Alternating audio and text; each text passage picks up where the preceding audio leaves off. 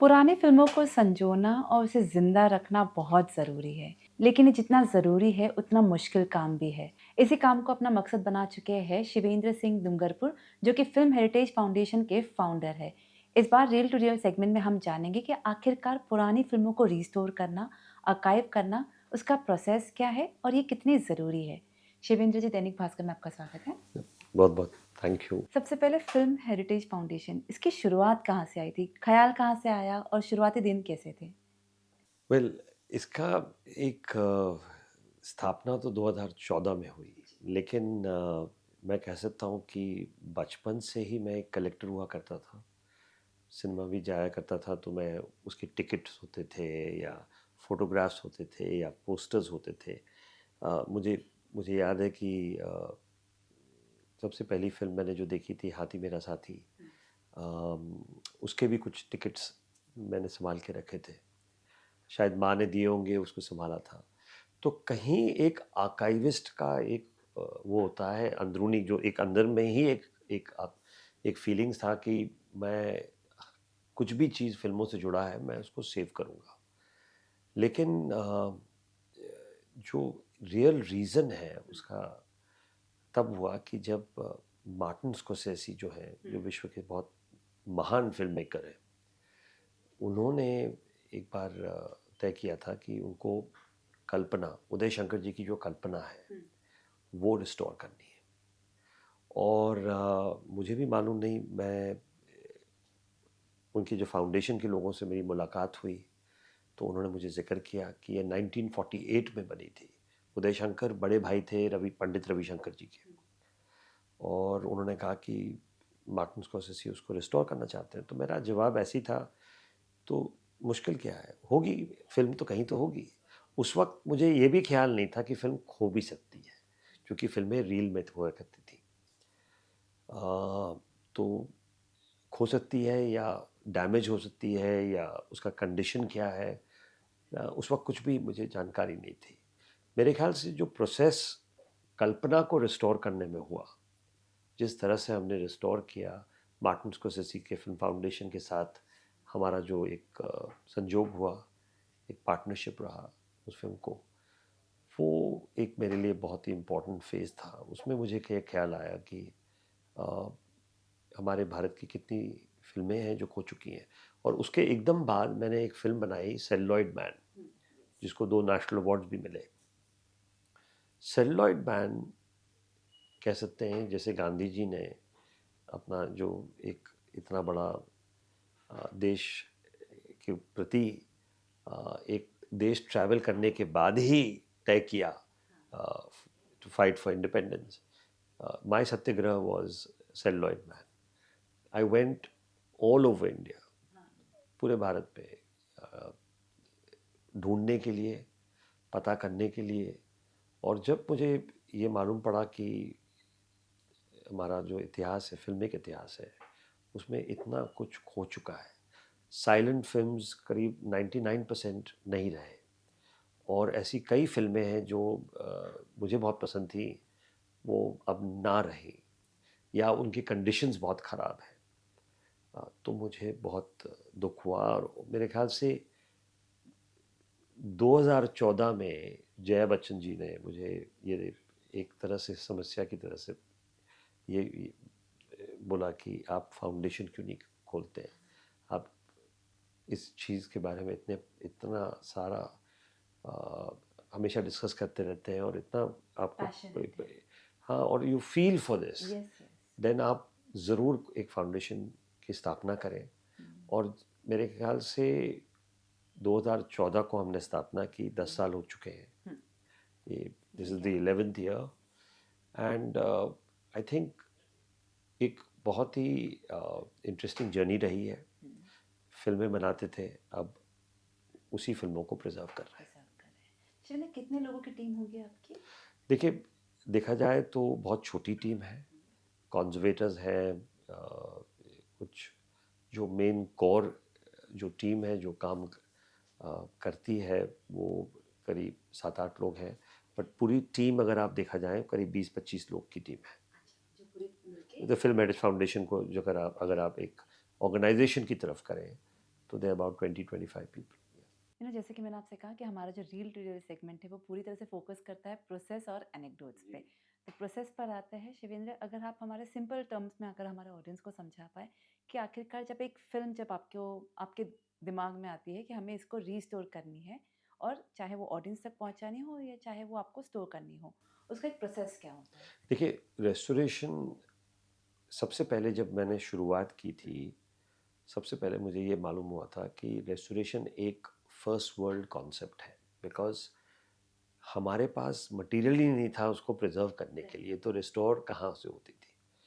तो जब हमने शुरुआत की, सबसे पहले हमने कहा कि हम वो फिल्में को, जितनी फिल्में हैं और जितना कुछ मिल सकता है उसको प्रिजर्व करें, और हमने ढूंढने की कोशिश की। ऐसा हुआ था कि माचिस जैसी फिल्म, उसका प्रिंट नहीं था, एक वक्त वो भी था, या जो जीता वो सिकंदर, या कई ऐसी फिल्में हैं जो आप यूट्यूब में शायद देखते होंगे, वो टेपों, बीटा और यूमैटिक टेप्स होते थे, उनके ज़रिए वो यूट्यूब में आ चुके हैं। बट जो असली सॉस होता है फिल्म का, वो होता है फिल्म रील, उस वक्त की फिल्म।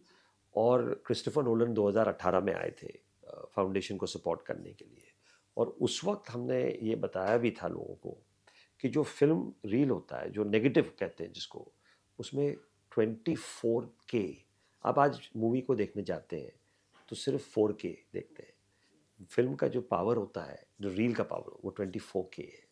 तो उसके बावजूद भी हमने इतना निगलेक्ट किया। और जो पहले की फिल्में थी 1951 के पहले, वो नाइट्रेट बेस्ड थी। तो नाइट्रेट में क्या होता था कि उसमें सिल्वर कंटेंट बहुत होता था, नाइट्रेट से। और प्रोड्यूसर्स का ये था कि जब वो फिल्म नहीं चले तो उसको नाइट्रेट फिल्म्स को वो सिल्वर एक्सट्रैक्शन के लिए बेच दिया करते थे। तो उससे कई फिल्में चली गई। और बाद में जब एसीटेट आया तो उसकी अलग प्रॉब्लम थी। और कलर फिल्म्स में लेडीज़ के बैंगल्स, वो डाई इस्तेमाल होते थे लेडीज़ के बैंगल्स के लिए।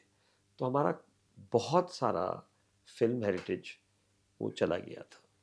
तो जब हम प्रोसेस शुरू करते हैं फिल्म रेस्टोरेशन का, तो सबसे पहले हम ढूंढते हैं कि नेगेटिव कहाँ है।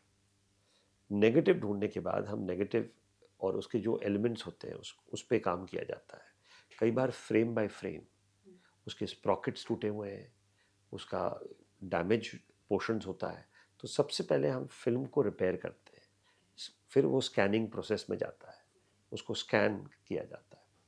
स्कैन करने के बाद उस पर डिजिटल रेस्टोरेशन होता है, वो भी क्लीन अप, फ्लिकर प्रॉब्लम हो, फिल्म का जो इमेज क्वालिटी हो, उस पर काम किया जाता है। साइमल्टेनियसली उसका ग्रेडिंग भी होता है, और साउंड रेस्टोरेशन, बिकॉज साउंड बहुत ही महत्वपूर्ण चीज़ होती है। और हमारी फिल्मों में म्यूज़िक का बहुत बड़ा जोर रह चुका है, साउंड का रह चुका है, तो उस पर काम करना बहुत ही आवश्यकता होती है। और उसके बाद मास्टरिंग होती है। तो ये एक प्रोसेस है। एक आप कह सकते हैं कि कोई भी बिल्डिंग को अगर आप रिस्टोर करना चाहें, ताजमहल को करना चाहें, तो वो क्या प्रोसेस हो सकता है, बिल्कुल सेम, कि इस तरह से आप रिस्टोर करें कि उसमें से एक मार्बल निकला हुआ भी आउट ऑफ प्लेस ना लगे। तो वो लगे कि जब आपने रिस्टोर कर दिया है, वो लगे कि शाहजहां ने ही बनाया था। तो फिल्मों का भी यही दौर कि कभी भी ये नहीं लगना चाहिए कि ये आपका वर्जन है।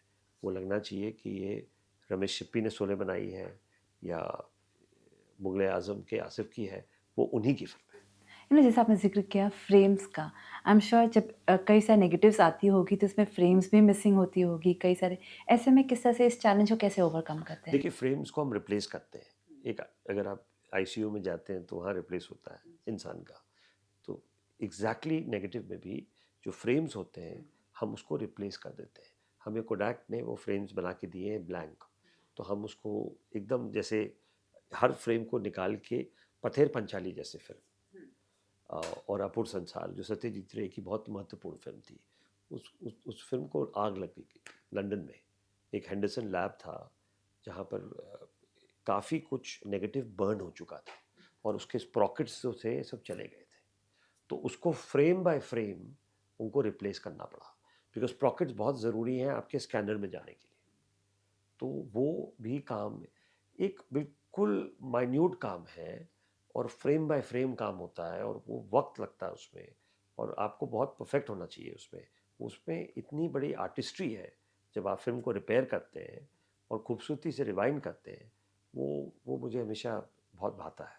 मैं खुद पसंद करता हूँ कि बैठ के कभी कभी रिवाइंड करूँ और उसका जो एक एक मज़ा है वो एक वही मेरे ख्याल से शायद मुझे मेरे एंडिवेयर और मेरे जो पैशन है वो कंटिन्यू करता है। जैसे फिल्म हेरिटेज फाउंडेशन है, वैसे एक आध दो और फाउंडेशंस है जो इसी तरह का काम करती है। अगर आपकी ज़ुबानी हमें बता पाए कि क्या अलग-अलग है या किस तरह से आप लोग मिलकर काम देखिए, करते हैं? मैं जानता नहीं हूँ कोई और फाउंडेशन। गवर्नमेंट में द नेशनल फिल्म आर्काइव है जो ऐसा काम कर रहा है, लेकिन फाउंडेशन के दौर में मैं नहीं जानता हूँ। I think the uniqueness of film heritage foundation is कि हम सिर्फ प्रिजर्व ही नहीं करते बल्कि रिस्टोर भी करते हैं, किताबें भी पब्लिश करते हैं, वर्कशॉप्स भी करते हैं जहाँ हम लोगों को ट्रेन करते हैं और उसके अलावा हम ओरल हिस्ट्री, बहुत सारी किताबें पब्लिश की हैं और सबसे महत्वपूर्ण बात है कि जो फिल्म्स हम रिस्टोर करते हैं वो लोगों के बीच में लाते हैं। फिल्मों का रिस्टोर करना उसका कोई मतलब ही नहीं रहेगा अगर हम वो लोगों के बीच में नहीं लाए। तो हमने बच्चन फेस्टिवल किया था, दिलीप कुमार फेस्टिवल किया, देवानंद फेस्टिवल किया, उसके बाद हमने बहुत ही महत्वपूर्ण फेस्टिवल इनका किया, राज कपूर साहब का। तो ये काफ़ी बड़े पैमाने में हुआ। हमने मंथन भी रिलीज़ की और कई फिल्में रिलीज़ की और अभी राज खोसला जी का 100 होने वाला है। तो अगला वही है कि राज खोसला जी के 100 पे हम सेलिब्रेट करें और गुरुदत्त जी के लिए। और ये जो सेलिब्रेशन है, हमने जो शुरुआत की, आज जो पुराने फिल्मों का जो दौर आप देख रहे हैं, चाहे वो पीवीआर में हो चाहे वो कहीं और भी हो, वो उसका श्रेय फिल्म हेरिटेज फाउंडेशन को ही जाता है, क्योंकि हमने ही शुरुआत की। और हम यही चाहते हैं कि राज खोसला जिन्होंने बहुत ही बेहतरीन सीआईडी, बम्बे के बाबू, मेरा साया, मेरा गांव मेरा देश, ये सब फिल्में अगर लोगों के बीच में आए और लोग देख पाएँ उसी जोश में जब ये फिल्में निकली थी, तो कितना खूबसूरत दिन होगा लोगों के लिए नहीं but also for Raj Khosla जो ऊपर से देख रहे हैं ये सब, और गुरुदत्त जैसे फनकार जो बहुत ही महान कलाकार जिनका 100 वर्ष हो रहा है, तो वो भी हम। तो बहुत इम्पोर्टेंट है मेरे लिए कि हम फिल्में और फिल्मों का जो कल्चर है जो इस जनरेशन को दिखाएं, जो शायद उन्होंने ये फिल्में देखी नहीं है थिएटर में, और एक तरह से जब वो देखेंगे तो उनको ये एहसास हो जाएगा कि सिर्फ आज नहीं, पुराने भी जो फिल्में बनती थी वो अगर लोग सोच रहे हैं कि कुछ नयापन आज है, उनको ये यकीन हो जाएगा कि पहले भी उन्होंने करके दिखाया है। कोई इंटरेस्टिंग किस्सा शिवेंद्र जी जो आपको लगता है कि हमेशा याद रहेगा इस जर्नी में? देखिए, बहुत किस्से हुए हैं, बहुत लोगों से मुलाकात हुई है, बहुत। जब आप प्रिजर्व करते हैं और लोगों के पास जाते हैं और उनकी चीज़ों को प्रिजर्व करना चाहते हैं, तो अलग अलग किस्म के लोग मिलते हैं। कुछ बड़े फनकार होते हैं, कुछ बड़े कलाकार होते हैं, डायरेक्टर्स होते हैं, और हमेशा चैलेंजिंग रहता है कि किस तरह से आपको मटेरियल मिलता है और उसको किस तरह से आपको प्रिजर्व करना है। तो मेरे पास इतने सारे एनेक्डोट्स हैं और इतने, अब मैं वो तय कर रहा हूँ कि कौन सा सबसे ज़्यादा मज़ेदार एनेक्डोट हो सकता है। लेकिन मेरे ख्याल से मैं कहूँगा कि चैलेंजिंग है जब जब ये चैलेंजिंग होता है कि शोले के नेगेटिव को ढूंढ के निकालो। जब जब शोले का नेगेटिव ढूंढना था तो कोविड के टाइम में उसको ढूंढना और ढूंढ के निकालना और फाइंड वो एक, अब वो कैसे हुआ वो मैं खुद नहीं जानता हूँ। देखिए, मैं सुबह उठता हूँ, मुझे ये नहीं मालूम होता है कि मैं आज क्या ढूंढूंगा या क्या करूँगा। वो मैं ये मानता हूँ कि कोई अ, एक ऐसी पावर होती है जो आपको उस दिशा में, और आपको ये नहीं मालूम होता है कि वो मिल जाएगा। तो ऐसे कई, अब वो अमिताभ बच्चन जी का जो फेस्टिवल भी था वो भी इतना मुश्किल था। अगर आप देखे जाएं, उस वक्त प्रोड्यूसर्स के पास फिल्में जो थी दे वर ओनली फॉर यूट्यूब और OTT। थिएटर में आपको कम से कम 2K 4K चाहिए, वो इतने बड़े पर्दे में लगाने के लिए। तो जब लोग फ़ोन पे देखते हैं तो उनको यकीन होता है कि वो फिल्म है, हालांकि वो फिल्म ज़रूरी नहीं है कि that content can be played on PVR on that kind of projection, right. Producers को कन्विंस करना, क्योंकि मैं जिसको भी फ़ोन करूं कोविड के टाइम में, मिल तो सकते नहीं थे कि मैं ये करना चाहता हूँ, तो वो उनका यही कहना था यूट्यूब में है ना, उसको उसी को देख लो। उनको यही यकीन नहीं हो रहा था, चाहे even though they were very big producers, कि ये फिल्में थिएटर में कभी दिखाई जाएंगी। तो वो एक किस तरह से हमने उसको कन्विंस किया, वो सब DCPs कैसे बनी, थिएटर्स में कैसे आई, और उस वक्त मेरे ख्याल से जो जो रिएक्शन मिला लोगों का, वो रिएक्शन मैं आज तक नहीं भूल पाऊंगा। लोगों ने जो खुशियाँ देखी उन फिल्मों में, और वो इंसिडेंट मुझे यकीन दिला दिया कि cinema is the biggest healer of one's life. ना शोले का जिक्र आपने किया, नेगेटिव ढूंढना तो बहुत मुश्किल हो गया। जी, हम उसको रिस्टोर कर रहे हैं अभी। वो जिस तरह से रमेश सिप्पी साहब ने वो फिल्म बनाई थी, हम चाहते हैं कि 50 साल आ रहे हैं अगस्त में, शोले के 50 साल हो जाएंगे, हम लोग उसके पहले रेडी होने चाहते हैं।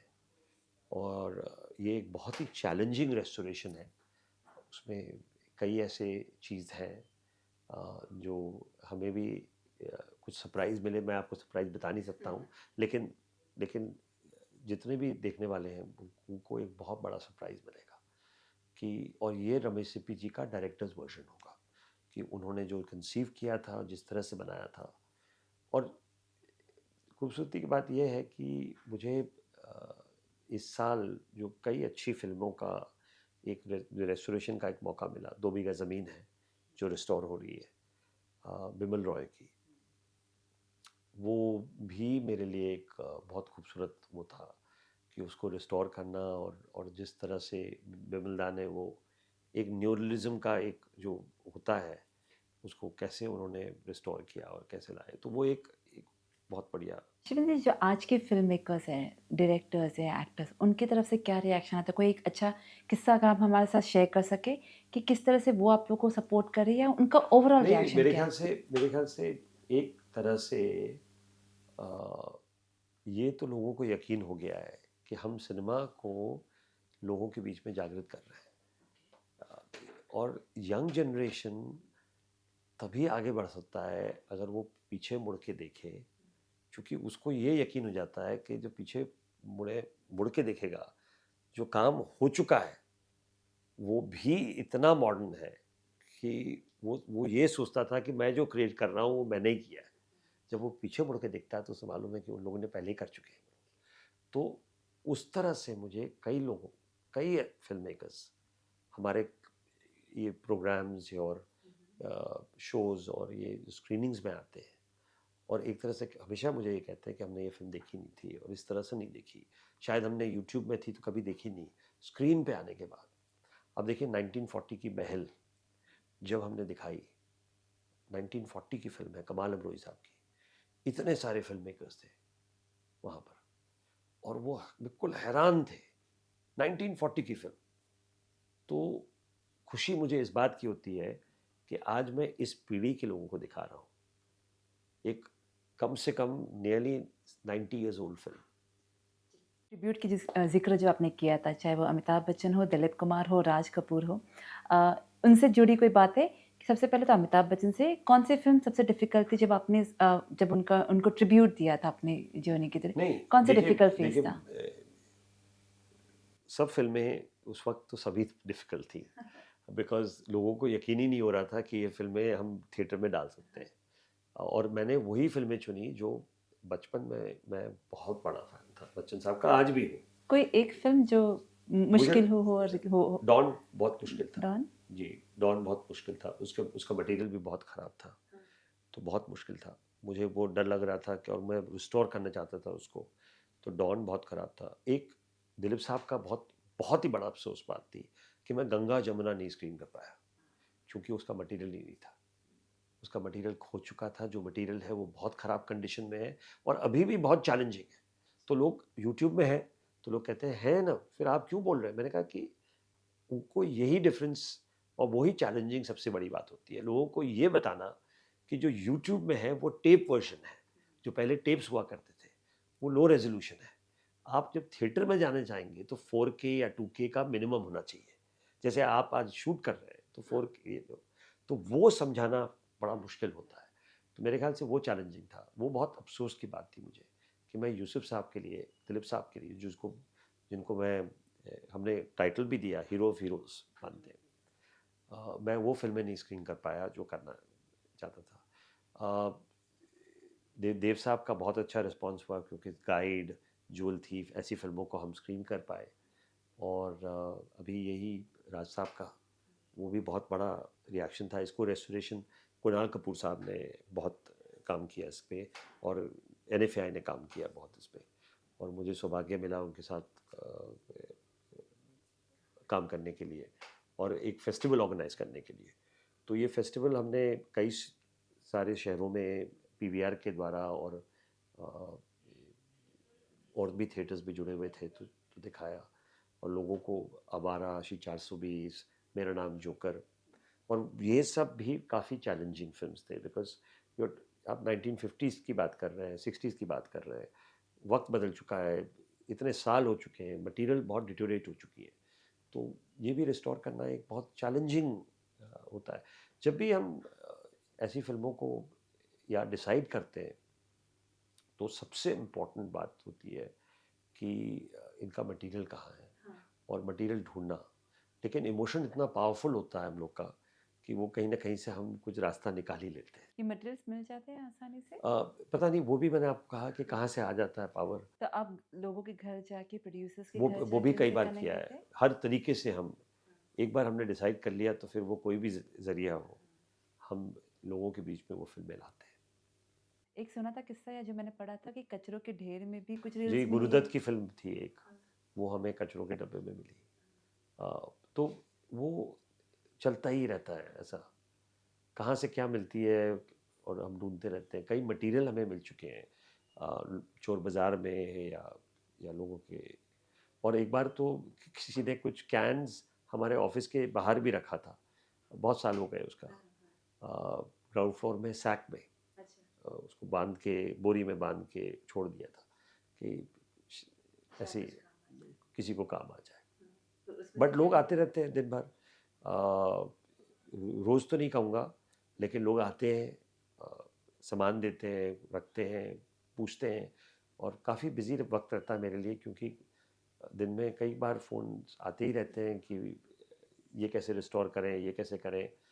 तो शायद हम लोग इतने लोग नहीं हैं इंडिया में, और इसीलिए मेरे ख्याल से फाउंडेशन का एक बहुत बड़ा यूनिक पोजीशन है कि शुरुआत भी हमने की, और आज मुझे बहुत गर्व होता है कि हमने एक सिनेमा कल्चर को और उस हिस्ट्री को प्रिजर्व ही नहीं, बल्कि यंग पीढ़ी को जिंदा रखा है।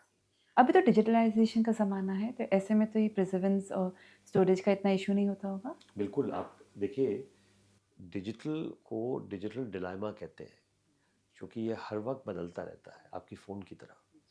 आज ये फ़ोन है तो कुछ डेवलपमेंट आके आप वो बोलते हैं कि कुछ नयापन आ गया है, तो इमीडिएटली यंग जनरेशन होता है कि वो हर साल एक नया फ़ोन लेने की कोशिश करता है। कोशिश तो सबकी है, depends who can afford it. Apple भी वही कर रहा है। सो वो भी टेक्नोलॉजी में, डिजिटल में वो भी है कि आप आज 2K में थे पहले, आज 4K में है, कल 6K हो सकता है, कैमरा भी बदल रहे हैं, आज आप 4K में तो मार्केट इज डिफाइनिंग, वो मार्केट अपने आप डिफाइन कर रहा है कि क्या चीज़ आगे बढ़ना चाहिए।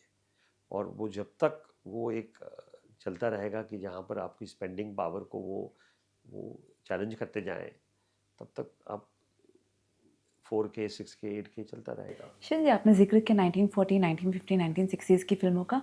कोई ऐसा है, लिमिट पीरियड है कि आप सिर्फ उसी साल के पहले के साल का ही देख रहे हैं, या फिर ये ऐसा ओपन नहीं टू है। है? आज अभी हम in which any gives it those ones, 1989 की फिल्म है, प्रदीप किशन और अरुंधति रॉय, शाहरुख की पहली फिल्म है, उसको भी रिस्टोर कर रहे हैं, तो वो भी बहुत चैलेंज है।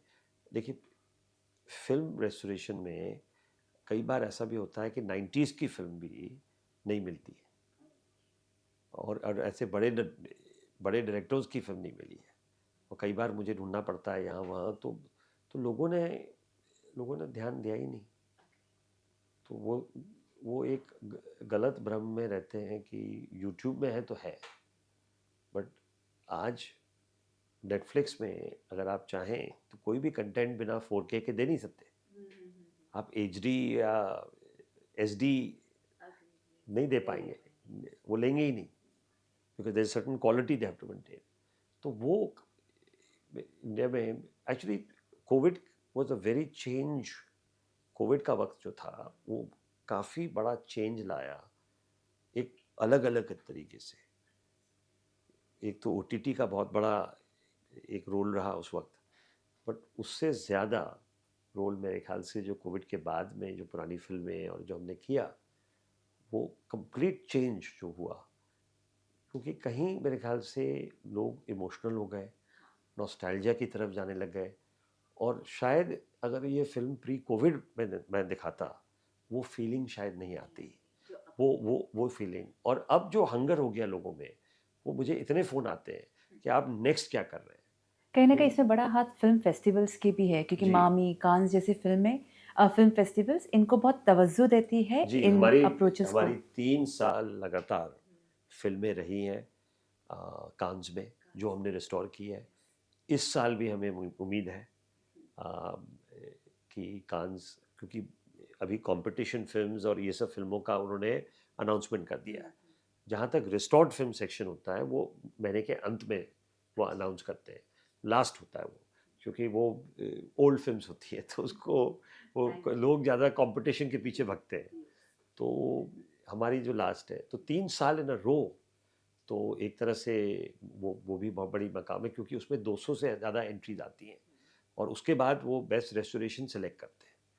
तो हमारा सौभाग्य रहा है कि हम 3 साल लगातार रहे कांस में, और इस बार भी मुझे उम्मीद है कि जो फिल्म हमने रिस्टोर की है, वो एक नहीं बल्कि कई फिल्में रिस्टोर की हैं, बट हम उम्मीद कर रहे हैं कि हमारी फिल्में कांस में भी आए और बाकी फेस्टिवल्स में भी आए।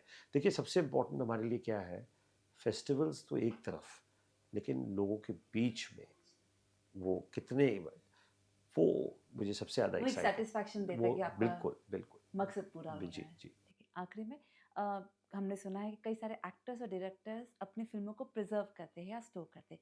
इस बारे में अगर बता पाएँ हमें? देखिए, कई लोग हमारे साथ करते हैं। विक्रम मोटवानी हैं जो आज के डायरेक्टर हैं, फरहान अख्तर हैं, उनकी सब फिल्में मेरे पास ही हैं। विशाल भारद्वाज हैं। तो तो अब जब से हम आए हैं तो वो अवेयरनेस भी बढ़ चुका है।